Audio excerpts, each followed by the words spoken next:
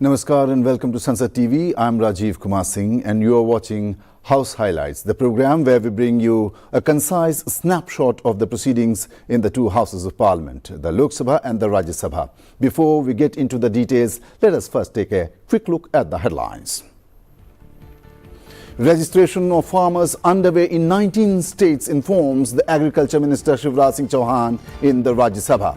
More than 8 crore 47 lakh farmer identity cards issued so far. Centre making extensive use of AI to promote agriculture, stresses the minister. Railways provide an annual subsidy of around rupees 60,000 crore on passenger services, says the Railways Minister Ashwini Vaishnav in the Upper House. Railways in sound financial health due to better operational efficiency and higher revenue collection over the last decade, emphasizes Vaishnav. And disruptions by the Congress and opposition parties ruin the proceedings for the fifth consecutive day in Lok Sabha. Question hour and 0 hour proceedings get affected. Disorder leads to full day adjournment after appeal for decorum goes unheeded in the post-noon sitting. Let us now have a look at all that took place in the Upper House on Friday, the 8th day of the budget session.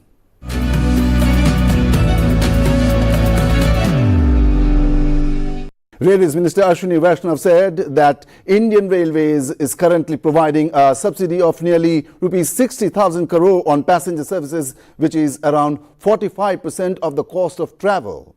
He added that despite improved facilities, railway passenger fares in India remain lower, not only compared to developed countries but also to neighboring nations. जो passengers को आज subsidy दी जाती है वो करीब 60,000 करोड़ रुपए की subsidy है, करीब 60,000 करोड़ रुपए की सब्सिडी है और वो सभी पैसेंजर्स को मिल रही है. अगर हम कंपेयर करें हमारे जो पड़ोसी देश हैं, मैं विकसित देशों की तरफ कंपेयर करूंगा तो उनके कंपैरिजन में बहुत ही कम हमारा फेयर है. अभी हाल ही में डावोस वर्ल्ड इकोनॉमिक फोरम जाने का मौका मिला था, तो उसमें जब डावोस से ज्यूरिक ट्रेन से आया वापस, तो वंदे भारत के कंपैरिजन में ट्रेन है, वंदे भारत की जैसी फैसिलिटीज़ है और जो क्वालिटी है, हो सकता है वंदे भारत 21 ही हो, 19 नहीं है कहीं पर भी, उतनी अच्छी क्वालिटी की मतलब वंदे भारत बनी है, उसी के बराबर की ट्रेन है. लेकिन माननीय सभापति महोदय, वहाँ पर डावोस से ज्यूरिक का किराया वंदे भारत के किराए से 20 गुना अधिक था, 20 गुना 20 टाइम्स अधिक था. और अगर पड़ोसी देश हमारे पाकिस्तान और बांग्लादेश से कंपेयर करें, उससे भी कम किराया भारत का है, जबकि फैसिलिटीज़ बहुत अच्छी है. और आज करीब अगर 100 रुपये कॉस्ट आती है यात्रियों के ट्रैवल करने की, तो उसमें टिकट मात्र 55 रुपये का लिया जाता है. 45% की सब्सिडी, 45% का कंसेशन, 45% की छूट आज भी सभी पैसेंजर्स को दी जा रही है. Replying to another supplementary question, the Railways Minister said that over the past 10 years, improvements in railway operations, increased revenue from fares and freight, and measures to reduce operational costs have strengthened the financial health of the railways. He said that as a result, the railways is now able to meet its entire expenditure on its own and has reached a position of marginal savings. वो पिछले 10 वर्षों में बहुत ही concerted तरीके से जो efforts हुए हैं, और माननीय श्री पीयूष गोयल जी यहाँ पे बैठे हैं, जितना आपने एक बहुत ही सिस्टमेटिक तरीके से रेलवे का फ्रेट को बढ़ाना, पैसेंजर का रेवेन्यू बढ़ाना, कॉस्ट पे कंट्रोल लाना, तो इस तरह से माननीय प्रधानमंत्री जी के नेतृत्व में इन 10 वर्षों में रेलवे की फाइनेंशियल हेल्थ में बहुत सुधार आया है. एनर्जी की कॉस्ट करीब 32,000 करोड़ है और फाइनेंसिंग की कॉस्ट करीब 23,000 करोड़ है. ये जो बड़े खर्चे हैं, 8,000 करोड़ के आसपास मेंटेनेंस की कॉस्ट है. ओवरऑल करीब 2,74,000 करोड़ की टोटल कॉस्ट आती है. अभी जिस तरह के स्टेप्स माननीय पीयूष जी ने लिए थे, उनसे पहले माननीय सुरेश प्रभु जी ने लिए थे, और इन 10-12 इन पूरे दशक में जो स्टेप्स लिए गए उसके कारण रेलवे अपना सारा खर्चा मीट करके एक छोटा सा सरप्लस अभी बना पा रही है। और इसमें जो प्रधानमंत्री जी का बहुत दूरदर्शी निर्णय था, उस निर्णय की भूमिका बहुत बड़ी है। माननीय सभापति जी, जिस तरह से माननीय प्रधानमंत्री जी ने निर्णय लिया कि रेलवे को कंप्लीटली विद्युतीकरण करेंगे, पूरे देश के नेटवर्क का विद्युतीकरण करेंगे, मैं उसका बेनिफिट जो हुआ देश को, एनवायरनमेंट के पॉइंट ऑफ व्यू से तो बेनिफिट हुआ ही हुआ।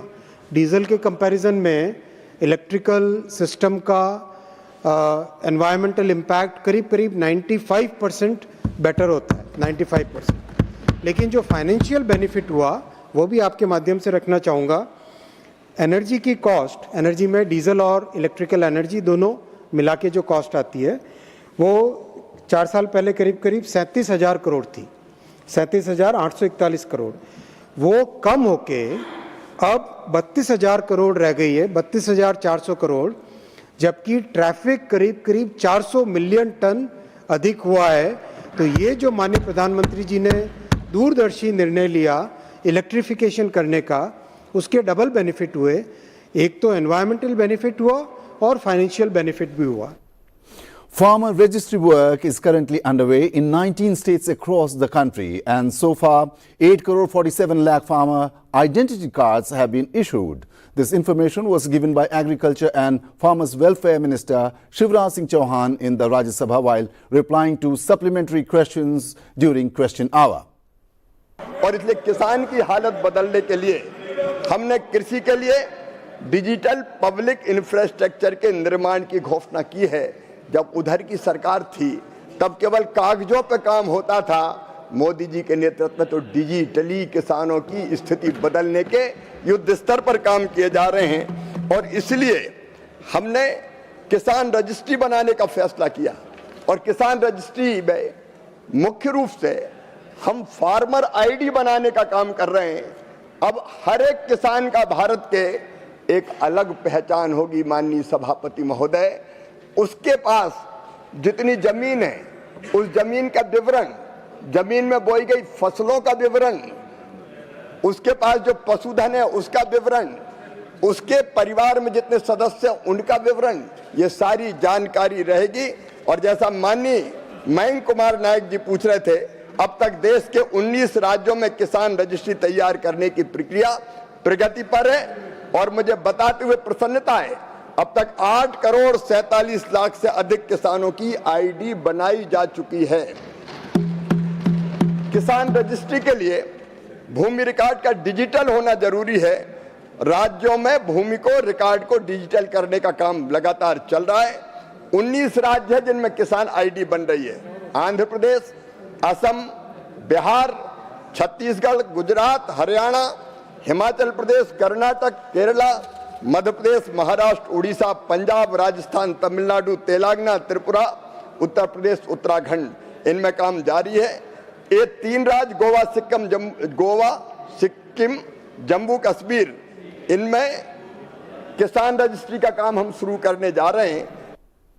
Responding to another supplementary question in the Rajya Sabha, the Agriculture Minister said that artificial intelligence is being used in farming to enhance farmers' productivity and improve their livelihoods. He informed that Bharat Vistar platform is being developed through which farmers will receive information on seeds, fertilizers, medicines, crop protection measures and various government schemes. मुझे बताते हुए प्रसन्नता है कि 11 क्षेत्रीय भाषाओं में किसानों के सवाल का जवाब देने का काम एआई के माध्यम से दिया जा रहा है। और अब तक लगभग 93 लाख प्रश्नों के उत्तर दिए जा चुके हैं। लगभग प्रतिदिन 8,000 सवाल पूछे जाते हैं और उनका समाधान एआई के माध्यम से हमारा कृषि विभाग देने का काम कर रहा है। वैसे ही माननीय सभापति महोदय, कई बार फसलों में कीट लग जाते हैं, वायरस अटैक हो जाता है, फसल खराब होती, तब किसान को जरूरत पड़ती कि तत्काल वो सलाह ले। अब हमने नेशनल पेस्ट सर्विलेंस सिस्टम एक बनाया है अगर अपने पौधे का पत्ती का फोटो खींच के भी किसान मोबाइल के माध्यम से डाल देता है तो तत्काल उसको बताया जाता है कि कौन सा रोग है, कौन से कीट का प्रकोप है और उससे बचने के लिए किसान को कौन सी दवाई डालना चाहिए। ये काम भी राष्ट्रीय कीट निगरानी प्रणाली के माध्यम से कर रहे हैं माननीय सभापति महोदय। इसके अलावा एआई के माध्यम से मानसून के पूर्वानुमान की सूचना भी दी जाती है, पहले 4 सप्ताह की, फिर 3 सप्ताह पहले, फिर 2 सप्ताह और फिर 1 सप्ताह के पहले भी बताया जाता है कि वर्षा कब होगी, कितनी होगी, होगी कि नहीं होगी, किसान को अभी फसल बोना चाहिए कि नहीं बोना चाहिए। ये सारी जानकारी एआई के माध्यम से देने का हमने काम किया है और अब तो मैं प्रधानमंत्री जी को हृदय से धन्यवाद देता हूं।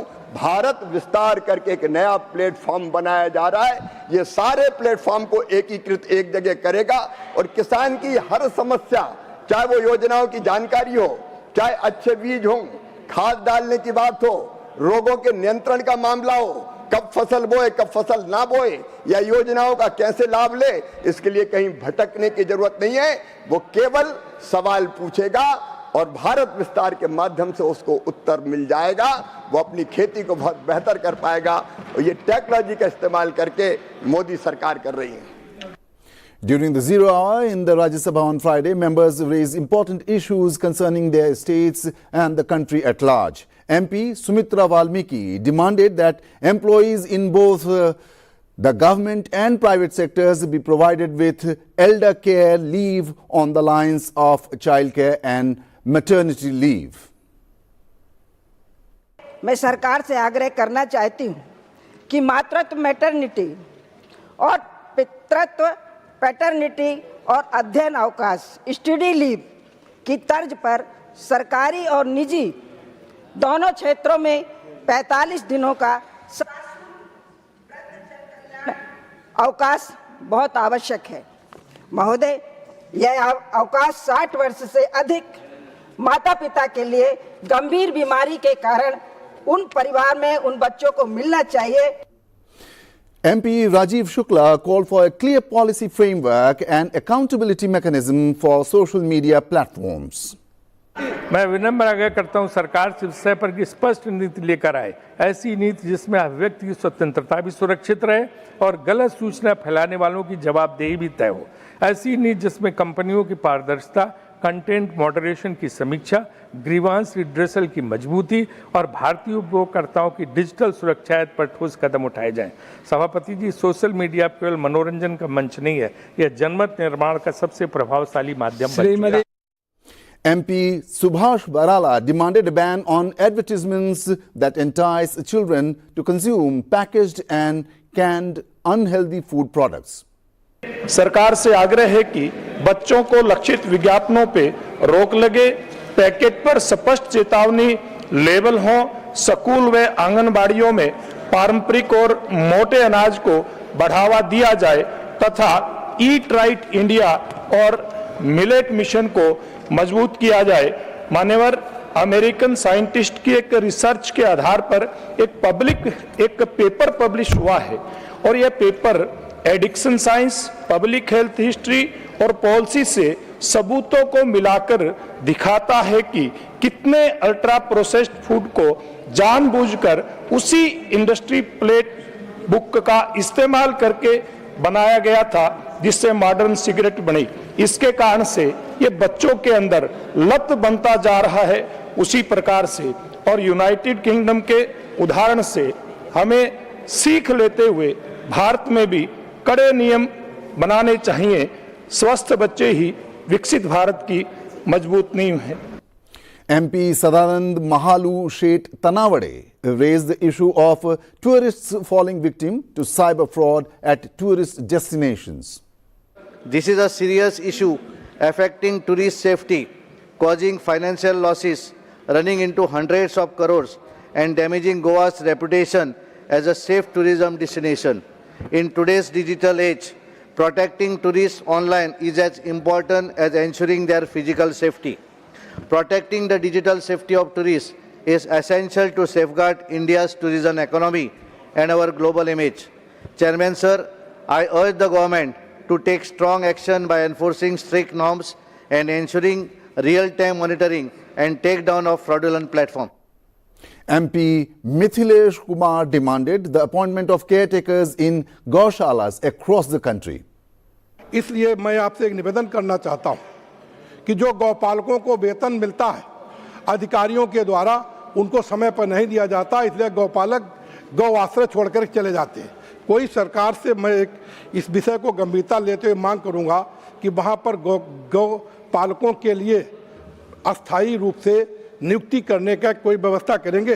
ये केवल एक राज्य का ही नहीं बल्कि पूरे प्रदेश के ग्रामीण समाज और कृषि व्यवस्था से जुड़ा विषय है। मुझे आशा है कि इस विषय को गंभीरता लेते हुए सरकार आवश्यक कदम उठाएगी। Let us now take a detailed look at the proceedings in the Lok Sabha on Friday, the 8th day of the budget session.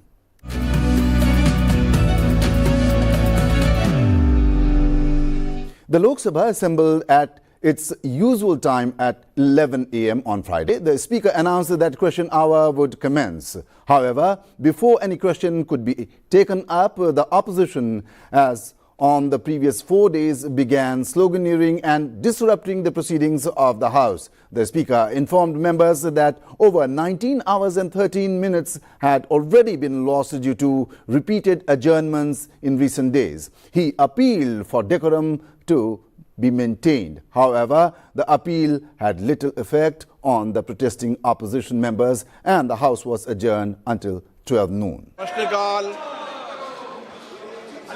Question number 101 Shri Rajpal Singh Mahendra Singh Yadav.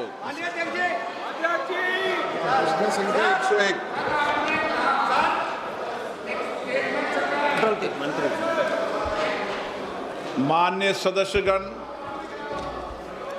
मेरा हमेशा प्रयास रहता है सदन चले और प्रश्नकाल सभी माननीय सदस्यों का समय होता है। आज राज्यपाल जी का है, प्रियंका गांधी जी का भी है, अन्य सदस्यों का भी है। आप नियोजित तरीके से सदन नहीं चलाना चाहते, गतिरोध पैदा करना चाहते हैं।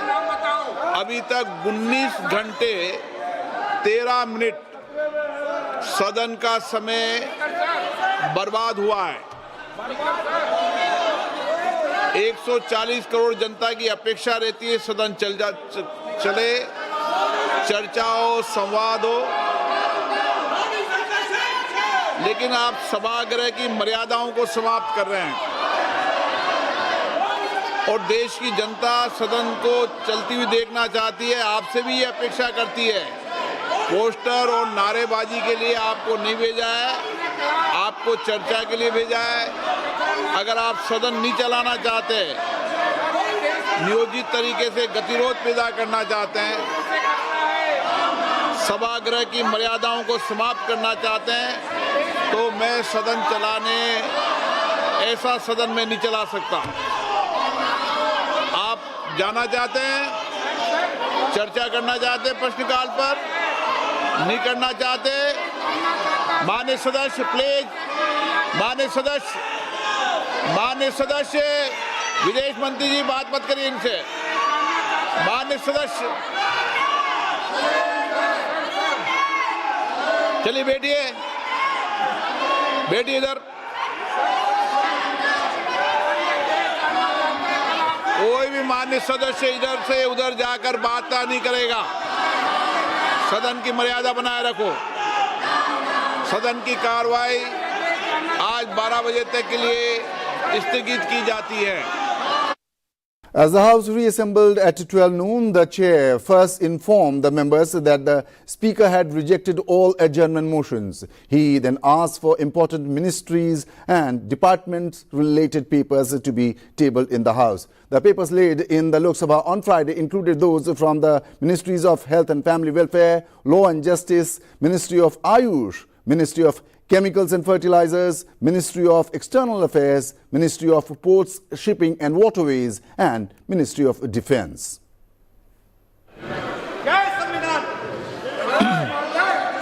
माननीय सदस्यगण, माननीय अध्यक्ष को कई माननीय सदस्यों के द्वारा कुछ विषयों पर स्थगन प्रस्ताव की सूचनाएं प्राप्त हुई है। माननीय अध्यक्ष ने स्थगन प्रस्ताव की किसी भी सूचना के लिए अनुमति प्रदान नहीं की है। आइटम नंबर 2, माननीय Shri Jagat Prakash Nadda ji. Honorable Speaker, sir, with your permission, I rise to lay on the table of the House papers mentioned against my name in today's revised list of business. Thank you sir. Item number 3, माननीय श्री अर्जुन राम मेघवाल जी। Honorable Chairperson, sir, with your kind permission, I rise to lay on the table of the House the papers pertaining to the Ministry of Law and Justice as mentioned against my name in today's revised list of the business. Thank you, sir. Item number 4, माननीय श्री प्रताप राव जाधव जी। माननीय अध्यक्ष महोदय, मैं आपकी अनुमति से आज की संशोधित कार्यसूची में मेरे नाम के सन्मुख उल्लिखित विषय से संबंधित दस्तावेज सदन के पटल पर रखता हूँ। आइटम नंबर 5, माननीय श्रीमती अनुप्रिया पटेल जी।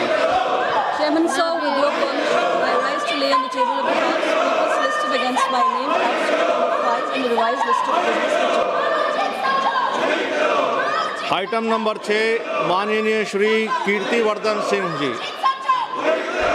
Honorable Speaker, sir, with your permission, I rise to lay on the table of the House the papers related to the Ministry of External Affairs as mentioned against my name at serial number 6 in today's revised list of business. Thank you, sir.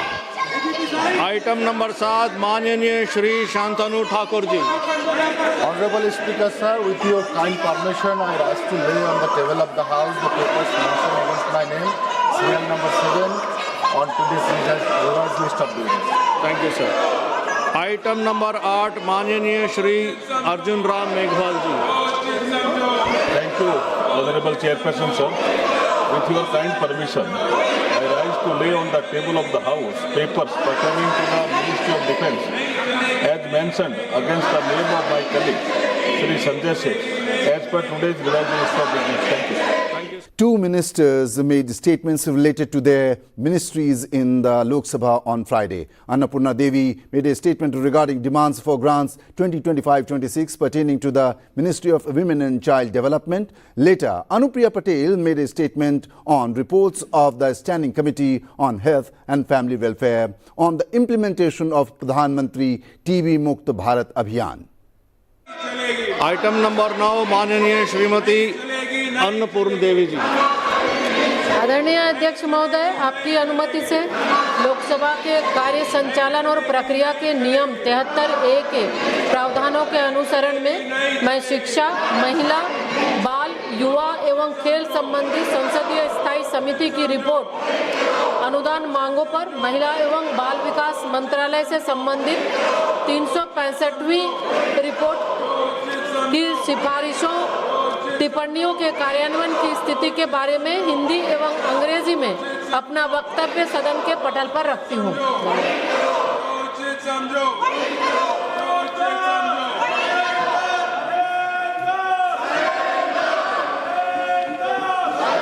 माननीय सदस्यगण, item number 10, Shrimati Anupriya Patel madam. Chairman, sir, with your permission, I rise to make a statement regarding the status of implementation of the recommendations contained in the 149 and 161st reports of the Standing Committee of Health and Family Welfare on the implementation of the Pradhan Mantri TB Mukt Bharat Abhiyan pertaining to the Ministry of Health and Family Welfare.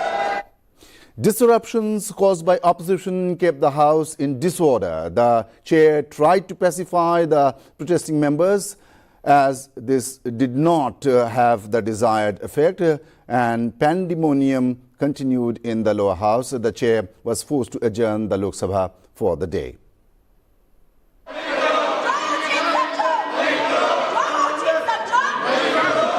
Budget पर चर्चा है। आप अपने सारे विषय उस समय उठा सकते हैं। कृपया सदन की कार्यवाही चलने दें। प्राइवेट मामले बिजनेस भी आज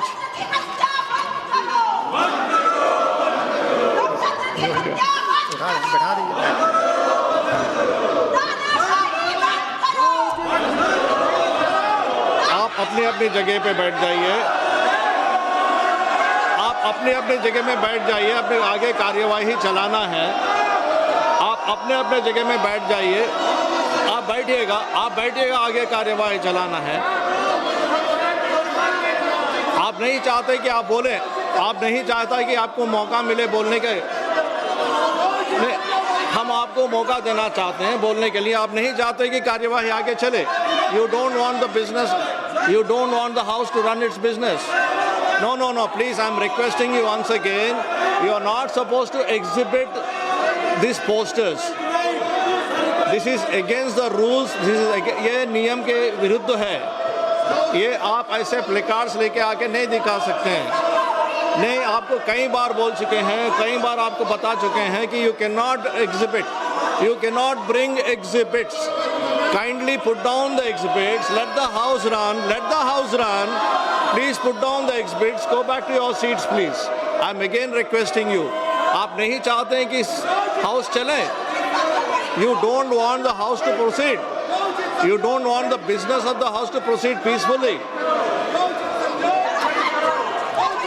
नहीं, अगर आप ऐसे चाहते हैं तो कैसे चलेगा? नहीं चलेगा. I can't run the house like this. I cannot run the house like this. Kindly, I'm requesting you once again. Please go back to your seats. Put down the placards. Put down the placards. Do not show them. This is not correct. अब अगर ऐसा करते हैं तो house नहीं चलेगा, मुश्किल होगा, मेरे को चलाना मुश्किल होगा।